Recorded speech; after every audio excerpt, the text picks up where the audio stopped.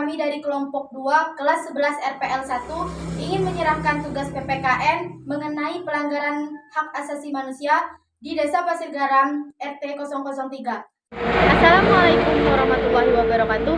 Hai teman-teman, perkenalkan saya Anissa Fitri mewakili teman-teman saya dari kelompok 2 dari kelas 11 RPL 1 ingin mewawancarai Pak Arahman selaku Ketua RT 003 di Desa Pasir Garam mengenai kasus pelanggaran HAM.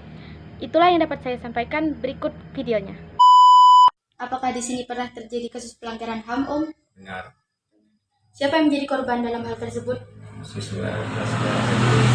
Di mana dan kapan kejadian tersebut terjadi? Di RT berapa, Om? RT 4. Oh, RT 4. Bagaimana kejadian tersebut dapat terungkap dan diketahui? Sama ibunya.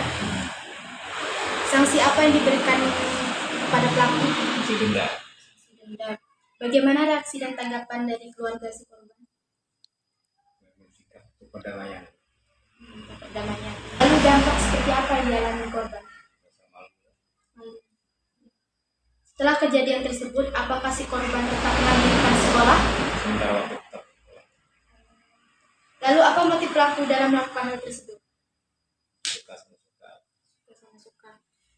Lalu di sini, apa upaya Bapak dalam menangani kasus ini agar tidak terulang kembali di masa selanjutnya?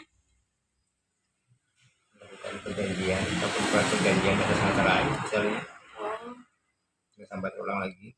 Oh, begitu ya, Om. Baiklah, terima kasih atas ucapannya.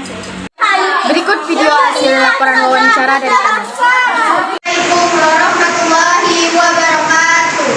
Perkenalkan, saya Anissa Fitri. Saya Anissa, saya Fitri, dan saya Ceri. Kami dari kelompok 2 kelas 11 RPL 1 ingin mempresentasikan laporan hasil wawancara kami. Berikut. Kata-kata kami adalah, puji syukur kami panjatkan kehadiran Allah Subhanahu wa Ta'ala yang telah memberikan rahmat serta karunia-Nya kepada kami sehingga kami dapat berhasil menyelesaikan tugas PPKN yang berisi laporan hasil wawancara mengenai kasus pelanggaran HAM dengan lancar dan beberapa kendala.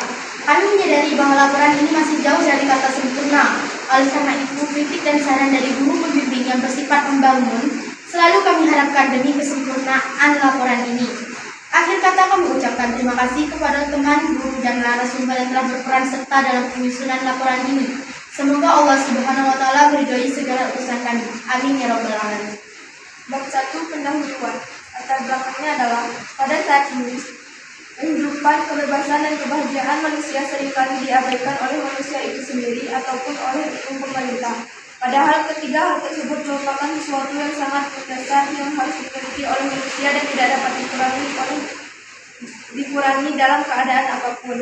Selain mempunyai hak asasi, setiap manusia juga mempunyai kewajiban asasi. Kewajiban asasi manusia adalah menghormati, menjamin, dan melindungi hak asasi manusia lainnya. Hak hidup, kebebasan, dan kebahagiaan seseorang manusia dapat dijamin oleh terlindungi apabila ia sendiri menjamin dan melindungi hak hidup, kebebasan, dan kebahagiaan orang lain. Apabila hal tersebut tidak terwujud, maka akan terjadi pelanggaran HAM. Pelanggaran hak asasi manusia adalah pelanggaran atau kelalaian terhadap kewajiban asasi yang dilakukan oleh seseorang atau sekelompok orang lain kepada orang lain. Pelanggaran hak asasi manusia dapat diindikasikan atau ditandai dengan munculnya ketidaksesuaian atau kondisi yang seharusnya terjadi. Misalnya, setiap orang harus saling menghargai ketika terjadi kondisi saling ejek, saling menghina, dan sebagainya. Itu berarti sudah menunjukkan timbulnya pelanggaran HAM.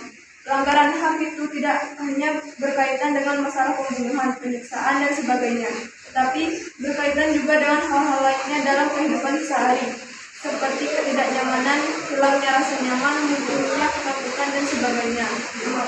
Oleh karena pelanggaran HAM itu banyak sekali bentuknya, kami ingin mengetahui lebih lanjut mengenai bentuk, penyebab, cara mengatasi, dan cara menghindari pelanggaran HAM dengan cara menanyakan langsung kepada anggota kepolisian yang biasa menangani kasus pelanggaran HAM. 2. Tujuan. Sesuai dengan masalah pokok di atas, maka yang menjadi tujuan dalam penelitian ini adalah 1. Untuk mengetahui informasi mengenai bentuk pelanggaran HAM yang ada di Desa Pasir Garam, Kecamatan Simpang Baptis, Kabupaten Bangka Tengah. 2. Untuk mendapatkan menjaga pelanggaran HAM terjadi di lingkungan masyarakat tersebut. 3. Dan untuk mencari asal dalam mengatasi dan menghindari berbagai bentuk pelanggaran hak asasi manusia. 3. Pertanyaan wawancara. 1. Apakah di sini pernah terjadi kasus pelanggaran HAM? 2. Siapakah yang menjadi korban dalam kasus tersebut? 3. Di mana dan kapan terjadi? Tujuan. Sesuai dengan masalah maupun di atas, maka yang menjadi tujuan dalam penelitian ini adalah 1. Untuk mengetahui informasi mengenai bentuk pelanggaran HAM yang ada di Desa Pasirbaran, Kecamatan Simatani, Kabupaten Tangerang. 2. Untuk mendapatkan informasi mengenai penyebab pelanggaran HAM dapat terjadi di lingkungan masyarakat tersebut. 3. Untuk mencari cara dalam mengatasi dan menghindari berbagai bentuk pelanggaran hak asasi manusia. 1.2. Pertanyaan wawancara. 1. Apakah di sini pernah terjadi kasus pelanggaran HAM? 2. Siapakah yang menjadi korban dalam kasus tersebut? 3. Di mana dan kapan kejadian tersebut terjadi? 4. Bagaimana kejadian tersebut dapat merusak pemikiran kedua masyarakat? 5. Sanksi apa yang diberikan kepada pelaku tersebut? 6. Bagaimana reaksi dan tanggapan dalam membuat kasus korban? 7. Lalu bentuk seperti apa yang dalam membalas korban? 8. Setelah kejadian tersebut, apakah korban merupakan meminta sekolah? 9. Lalu apa motif pelaku melakukan hal tersebut? 10. Apa upaya tujuan misalnya? Bab 2 pembahasan 2.1 teori. Hak asasi manusia merupakan istilah dalam bahasa Indonesia untuk menyebut hak dasar atau hak pokok yang dimiliki manusia. Istilah hak asasi manusia dalam bahasa Prancis disebut rights the ILO yang artinya hak-hak manusia. Dan dalam bahasa Inggris disebut human rights.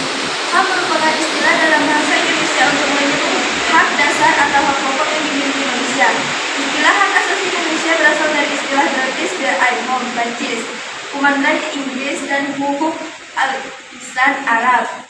Teks dalam bahasa Inggris berarti hak, keadilan, dan kebenaran. Secara istilah, hak asasi diartikan sebagai hak yang dibawa sejak manusia ke muka bumi hingga hak tersebut bersifat fikhi, korditi, dan bukan pemberian manusia atau negara. Ada beberapa teori yang penting dan relevan dengan persoalan HAM, antara lain hak-hak kordati, natural rights theory, teori positif teori, dan teori relativisme budaya, kultural relative theory. Menurut teori hak-hak korditi, HAM adalah hak-hak yang dimiliki oleh semua orang setiap saat dan di semua tempat. Oleh karena manusia dilahirkan sebagai manusia, hak-hak tersebut termasuk hak untuk hidup, kebebasan, dan hak kekayaan. Pengakuan tidak diperlukan bagi HAM, bagi dan pemerintah atau bagi suatu sistem hukum, karena HAM bersifat universal. Berdasarkan alasan ini, sumber HAM sesungguhnya semata-mata berasal dari manusia. Tidak semua orang setuju dengan pandangan teori hak-hak korditi.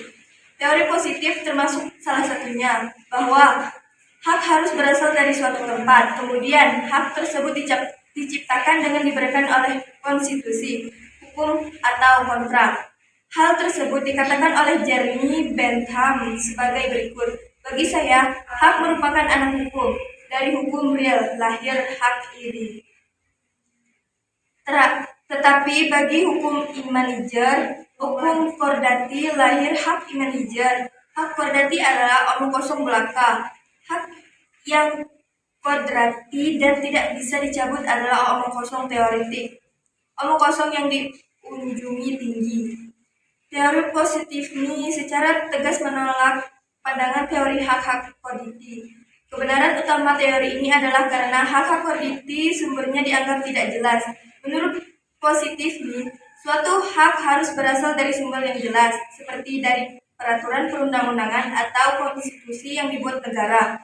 Keberatan lainnya terhadap teori hak-hak korditi berasal dari teori relativisme budaya, kultural relativisme teori, yang memandang teori hak-hak korditi dan penekanannya pada universalisme sebagai suatu pemaksaan atas suatu budaya terhadap budaya yang lain yang diberi nama imperialisme, budaya kultural imperialisme. Menurut para penganut teori relativisme budaya, tidak ada suatu hak yang bersifat universal. Mereka merasa bahwa teori hak-hak korditi mengabaikan dasar sosial dari identitas yang dimiliki oleh individu sebagai manusia. Manusia selalu merupakan produk dari beberapa lingkungan sosial dan budaya dan tradisi-tradisi budaya dan peradaban yang berbeda, yang membuat acara-acara yang berbeda menjadi manusia. Oleh karena itu, hak-hak yang dimiliki oleh seluruh manusia setiap saat dan di semua tempat merupakan hak-hak yang menjadikan manusia terlepas secara sosial dan budaya.